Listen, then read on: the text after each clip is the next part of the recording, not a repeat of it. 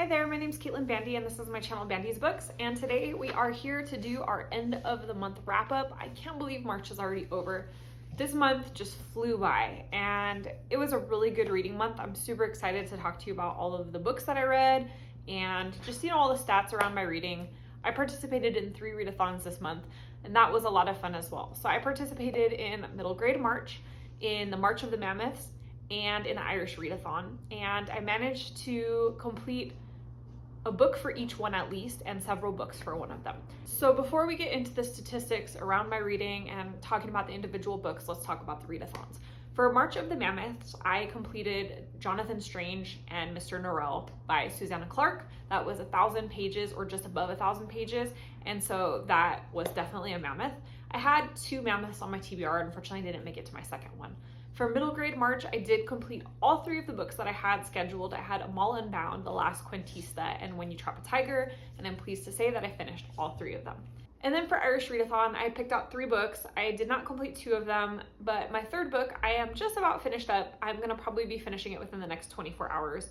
I'm shooting this on the 30th, so I should have it done by the end of the month. And that is A Girl is a Half-Formed Thing by Amor McBride.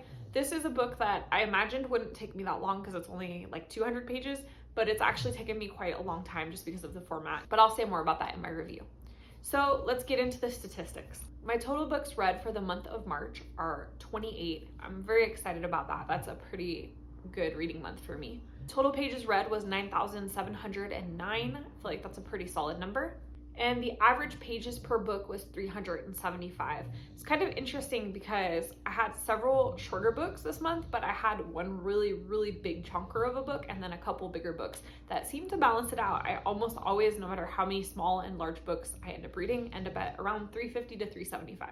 My top 3 genres this month were literary fiction, historical fiction, and fantasy. But as you can see on the graphs that are gonna pop up beside me, there was a huge variety of reading this month. Super excited about how many genres were covered. My longest book was Jonathan Strange and Mr. Norrell by Susanna Clarke, and my shortest book was The Vegetarian by Han Kang. My average book rating for the month was 3.95, which is pretty exciting because it's a little bit higher than normal. Usually I'm around like 3.7 to 3.8. So let's go ahead and jump into the books. I'm gonna start with my 3 stars first and work my way up to the 5 stars. I had The Angel Maker by Alex North. This is a thriller. Alex North is a really well-revered thriller writer. I have read his 2 previous books and I had an ARC of this one. This one kind of follows similar patterns to his other works, and it's just a twisty thriller. It's about 2 siblings, we have a sister and a brother, and a murder mystery. It was okay. I felt like the twists were a bit predictable. I felt like there was a lot of red herrings that were used in an attempt to distract you from the actual storyline. For me, it actually ended up just drawing more attention to what he was trying to hide. Like, it's like that sleight of hand that magicians use, like, oh, look over here to not notice what I'm doing over here. And for me, that just never works. And so I was able to predict most of the main plot points.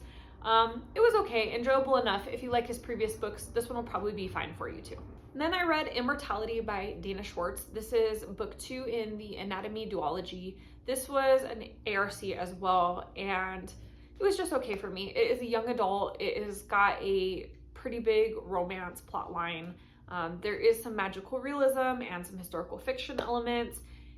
I think the historical fiction part is the coolest part. For me, the romance is a little bit cheesy. The magical realism isn't the type of magical realism that I really enjoy. It's a little too like overtly magical, but within a real life setting. And for me, it just didn't work all the way. If you're looking for a young adult duology that's kind of historical fiction, romance, and magical realism, then this might be okay for you. After that, I have What Lies in the Woods by Katie Alice Marshall. This is about a young woman and 2 of her friends who survive a serial killer. They're back in their hometown and some mysterious things start to happen. There's lots of twists. There's some mythology tied into it. It was an interesting enough premise, but I felt like it got a little bit convoluted. Like, in order for it to be surprising, it just went in all sorts of weird directions. All in all, I thought it was enjoyable enough. I'd probably give this one like a 3.5. But I could see how you either might like it more or less. Next up in my 3-star reads is Amal Unbound by Aisha Saeed. This follows a young girl named Amal. He decides to punish her for embarrassing him by making her a servant in his household. This focuses on themes of education in Pakistan and servitude, and this was one of my picks for middle grade March. After that, I have The Luminaries by Susan Dennard. This was a fantasy, I believe it's the first book in a series, and it's about a young girl. She's kind of coming of age in a society where they hunt creatures of the dark. So like think werewolves and witches and hags and different things like this. And so as she comes of age, she goes through a trial to see if she's going to be like a huntress or she's just going to be a body collector. This one was just so-so for me. I feel like I've read a similar type of book before, but done better. It just wasn't that original, and you know, it was okay. I think if you were gonna suggest this to someone, it would probably be for a younger audience. My next 3-star read is Roses in the Mouth of Lions by Bushra Rahman. This is a book that follows a young Muslim girl as she's growing up in New York, and she is having some issues where she feels torn between who she is and her family's culture. Her family is pretty conservative and they don't really love the Americanisms that she's taking on. Like, she's trying out American fashion, she has kind of an American view of things, and it really clashes with her parents' old school beliefs. Ultimately, she's gonna have to decide who she is and if she's willing to just go with the flow or fight back. And the last of my 3-star reads is The Golden Spoon by Jessa Maxwell. This was an ARC that I received, and it was okay. It was cute. It's sort of like the Great British Baking Show meets a murder mystery. And we have 6 contestants who come to a mansion on the East Coast. I want to say it was like in Connecticut. And someone gets murdered during the filming of the show. And it's kind of a trying to figure out who done it. For me, this one was just okay. It was kind of cutesy, easy to predict what was going to happen. I did enjoy the bake-off sort of a setting, but I felt like it was weird that it was set in the United States because pretty much everyone is going to associate this particular type of show with the Great British Bake Off. So it was a little confusing when I kept having it repeated that it was in the United States. I kept wanting to think of it as in Britain. But otherwise, you know, it was enjoyable enough. If you're looking for something that's kind of a cozy murder mystery, then you might enjoy this one. Now, into my 4-star reviews. First up, I have Stoneblind by Natalie Haynes. This is a retelling of Medusa's story via the perspectives of the Gorgon sisters, Medusa, Perseus, and Athene. And I really enjoyed this. I have a full-scale review up here if you want to hear about it in more detail, but ultimately I thought this was pretty well done. After that, I have the book The Office of Historical Corrections by Danielle Evans. This was a really interesting book for me. It was a mix of a novella and a bunch of short stories, and each one covered different topics. All of them have to do with history and race in the United States. My favorite of the short stories is one in particular that actually follows the Office of Historical Corrections. And it's about a woman and her day-to-day going around and making corrections to different things. And if you like short stories and novellas, or you need a good short story novella collection to start with, I would recommend this. I enjoyed this more than I thought I was going to. So next up are 3 books that my friend Allie picked out for me. I reviewed all 3 up here in great detail. I'm just gonna go over them really briefly in this wrap-up, but all 3 of them were 4-star reads for me. First of which is Hanacon Carries On by Usma Jalaluddin. This follows a character named Hana as she navigates working at a radio station, hosting an anonymous podcast, working at her family's halal restaurant, having a rivalry with the owner of the halal restaurant that opens up across the street from her family's restaurant, having a internet relationship with a friend that might turn into a lover, and dealing with racism. This is a book that has a lot going on, and it was all very well done. I really enjoyed following Hana's story, and I think that if you like a combination of romance, contemporary fiction, modern issues, family drama, I think that this book might be right up your alley. And then we have Big Chicas Don't Cry by Annette Chavez Macias. This was the second pick by Allie, and this follows 4 sisters as they navigate family drama, relationships, work drama, societal pressures. It is a lot going on as well, but it's really, really well done. In particular, I feel like this one was strong because at least one of the 4 characters you're probably going to relate to in some capacity. And then the third book that Allie selected for me was Legend Born by Tracy Dion. This is a fantasy retelling of the Knights of the Round Table, and I'm here for it. So we have a main character who is in a school for advanced students. While she's there, she witnesses a magical event that is unexplainable to her. A wizard essentially tries to wipe her memory, but it doesn't work, and she remembers the whole thing. And from there, she gets introduced to the descendants of King Arthur and the Knights of the Round Table, and she gets involved in this whole entire magical world. I am a big fantasy fan, so I knew this was going to be in my wheelhouse. I felt like this was like an easy pick for me. Probably my favorite of the 3, although I do think all 3 of them were really good. After that, I have The Circus Train by Amina Parika. This is a historical fiction / romance. It is set just before World War II and the rise of the Nazis. We have a main character who suffered from polio as a child and is wheelchair bound. She helps hide a young man from the Nazis, and it's just about the two of them growing up together, about their friendship, about their eventual falling in love, about their parting of ways, and then, you know, what happens to each of them during World War II. Super interesting book. I really like this. I think I've mentioned this before, I'm not a super big romance reader, so when I notice that a book is plot heavy on romance, I feel kind of nervous, but this one I really loved how it was done. It wasn't just a, you know, all rainbows and unicorns type of a romance. This one was a realistic to real life type of romance, and for me, that's the best kind. After that, we have Beyond That the Sea by Lauren Spence Ash. I was sent this copy by Celadon Books, and I also received an eGalley from NetGalley. So I really enjoyed this book as well. This is also a historical fiction with a romance element. It's also set in the World War II era.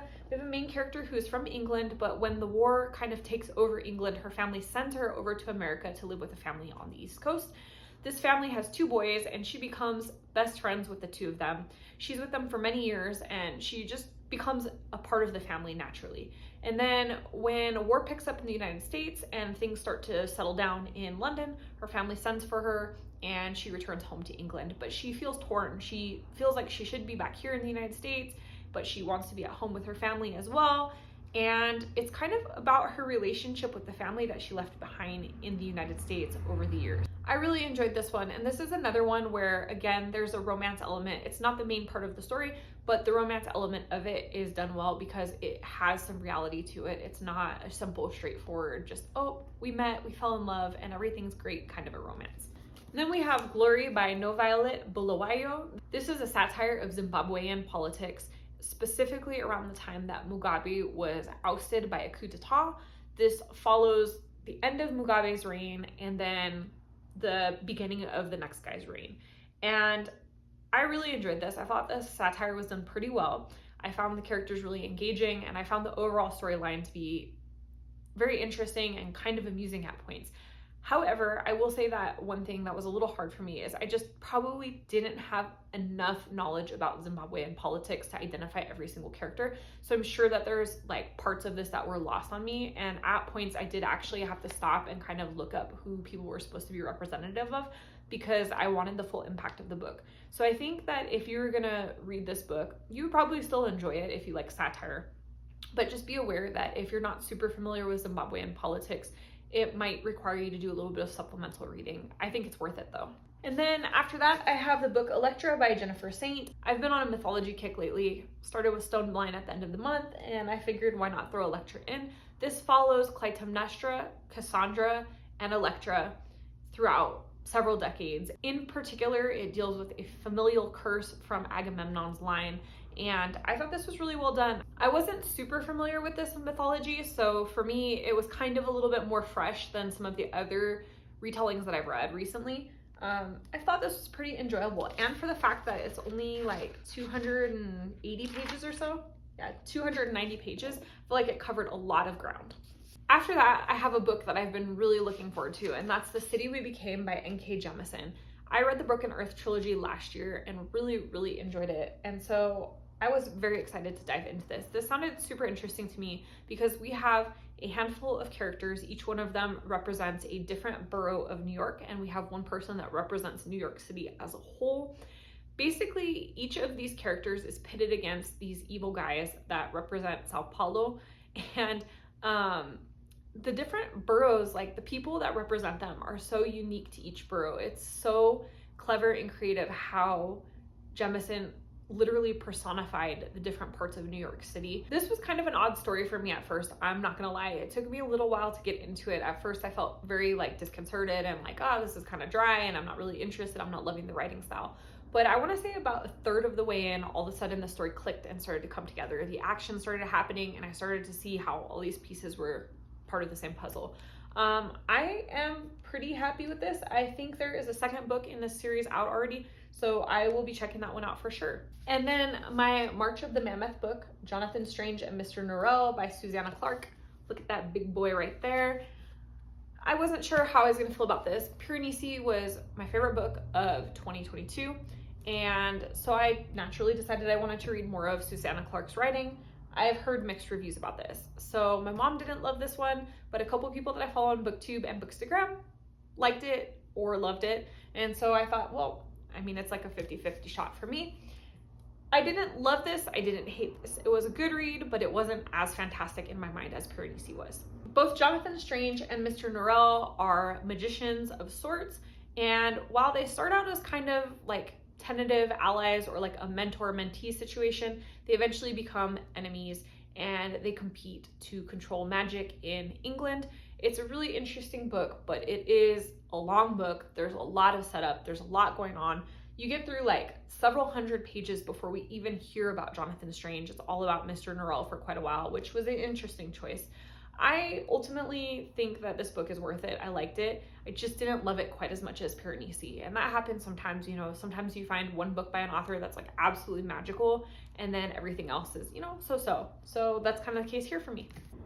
And finally, my 5-star reads. The first of my 5-star reads was a middle grade March book, and that was When You Trap a Tiger by Tay Keller. I did a full review of this book up here if you want it in great detail, but this is basically a story of a young girl, her relationship with her different family members, and some Korean mythology mixed in. It deals with a lot of complex issues, in particular grief, and I loved this book. It was so good. I maybe was not expecting enough of it because it was a middle grade book, and that was a mistake on my part. This book brought so many interesting topics. It mixed it in with the magical realism and the mythology element super smoothly. Excellent, excellent book. Definitely deserves that Newbery Award that it won. After that, I have a book that I have talked about endlessly this month, and this will probably be the last time that I talk about it for a while. And that's The Adventures of Amina al-Serafi by Shannon Chakraborty. I did a full-scale review of this book up here. If you're interested, it's mostly me gushing about how much I loved it. This is about a woman named Amina. She's a middle-aged pirate. She's retired from the game, and then someone approaches her with an offer that she can't refuse, and she is dragged sort of kicking and screaming back into the pirate game. I love this. It's a great fantasy, lots of action, adventure, lots of interesting themes, really interesting characters, a lot of diversity. This is how you write an adult fantasy. I cannot wait for the rest of this series. Book number 3 in the 5-star category is The Vegetarian by Han Kang. This was a big surprise for me. I didn't know if I was gonna love this book or hate this book. It's kind of got an experimental fiction sort of a deal going on, and for me, those are really hit and miss. In this case, it was a hit. I have a full-scale review of this one as well up here. Basically, this is about a woman living in Korea. She decides that she wants to become a vegetarian, and that's a big scandal in her family, and everybody surrounds her and tries to force her to eat meat. The more that they try to force her to eat meat, the more that she resists, and it almost becomes a form of social protest. I loved this book. Like I said, this book has really mixed reviews. It's kind of experimental. So I think if you decide to pick it up, you're either gonna love it or hate it. Be warned though, there are a lot of triggers in this book, so please check those out before you consider reading. After that, I have a classic that somehow I never read as a kid, but I feel like I should have, and it's Flowers for Algernon by Daniel Keyes. Gosh, what a gut punch of a book. This is about a man who has a very low IQ, and he gets picked to be in an experiment in which his brain is enhanced, and it gives him the capacity to learn at an extraordinarily rapid rate. He eventually exceeds the doctors that experimented on him in intelligence, and we see this journey through diaries that he's written. The diaries are to note his progress for the study. Eventually, he realizes that there is some downsides to the study, and he faces the possibility of mental decline. It is such a heartbreaking book, and I found out after I started reading this, and I mentioned to like a couple coworkers that this was really sad, and they weren't even coworkers who read a lot. They were like, oh yeah, I remember reading that book in school. I'm like, well, where was I? Because I never read this in school, and I feel like I would really remember it if I did. This book was so emotionally impactful. It left me thinking for days after finishing it about intellect and compassion and what makes a person intelligent and how we value intelligence. It's honestly such a thought-provoking and heartbreaking story. If you haven't read this, this is one classic I highly, highly recommend. After that, we have The Book of Goose by Yoon Lee. This is also literary fiction, kind of a bit experimental, and I wasn't sure how much I was gonna love this one. I didn't know a lot about it, but I am glad because it was much more surprising and enjoyable going into it not knowing a whole lot. Follows two friends in France. They live in kind of a small rural village, and together They get into all sorts of shenanigans. One of the friends decides that she's going to write this book, and she's very unlikable, so she convinces her other friend to take credit for the book. The book ends up blowing up. One friend that did not write the book becomes really famous for being an author. She gets lauded as like a child prodigy. She gets toured all over the place, and then she ends up getting a scholarship to go to a boarding school in England. This book for me read like a satire of the publishing industry and the hype around books in general. I don't know if it was intended that way, but that's the way that it felt to me. I have a lot to say about this book, so I am likely down the road going to do a full review of this. But for the moment, suffice it to say that I loved this one a lot. And then we have All the Dangerous Things by Stacey Willingham. I was a bit surprised by this one. I have been on a streak of not very good thrillers for quite a while, and maybe this book benefited from that because this felt so good and so fresh. It was definitely the best thriller I've read in quite a while. This follows a woman whose child went missing, and she refuses to give up on this missing child. She's convinced that he's out there somewhere, that if she just pushes hard enough that they're gonna break the case. Everyone thinks she's crazy. The police officers think she's crazy. Her husband has left her because he thinks she's crazy. Her therapist thinks she's crazy. All people around her are just like, give up. It's time to accept that he's dead. But she will not accept it. And with the help of a podcast host, she eventually finds some new leads in this case. This was the type of thriller I enjoy. It was interesting. It wasn't honestly set on throwing red herrings in your face. I mean, there was a couple minor ones, but it wasn't like always a distraction, look over here to avoid looking over here. It more followed a logical storyline, and it gave you several options, and then it kind of whittled it down little by little. It ended up surprising me a little bit. I kind of had an idea of where it was going to some degree, but it made a little bit of a left turn at the end that caught me off guard. I loved the characters in it. I loved the storyline. I thought the whole thing was super interesting, and I thought the characters felt somewhat realistic as well. It wasn't like a crazy all over the place, like trying so hard to be like obscure to make it surprising. So for me, definitely the most successful thriller I've read in a while. If you're into good thrillers, I would suggest picking this one up. And finally, the winner of the 2022 Newbery Award, The Last Quintista by Dana Barbara Higuera. This book is about a young woman and her family. They're facing the end days of Earth. They all load up into a spaceship, and they're going to be traveling to a far off planet. They're going to be basically put into stasis for this very, very long journey. And then when they arrive at this habitable planet, they will all be woken up. It's very selective who's been allowed on the ship. And our main character is vision impaired. And so she is snuck on this ship by her family. And she's really focused on like storytelling, mythology, things like that. Things go wrong in flight, and she basically has to decide what her values are, what's important to her, who she should stand up to, and who she should just like submit to and go along with their plans. It's such an interesting story. I love the mix of Mexican culture and science fiction, but told in a format that would be understandable for kids. I thought this was really, really well done. There were maybe a few little things here and there that I might have changed or tweaked a bit, but overall, I really, really love this story. I'm thinking I'm probably going to do a full-scale review on this one as well, so keep your eyes peeled for that in weeks to come.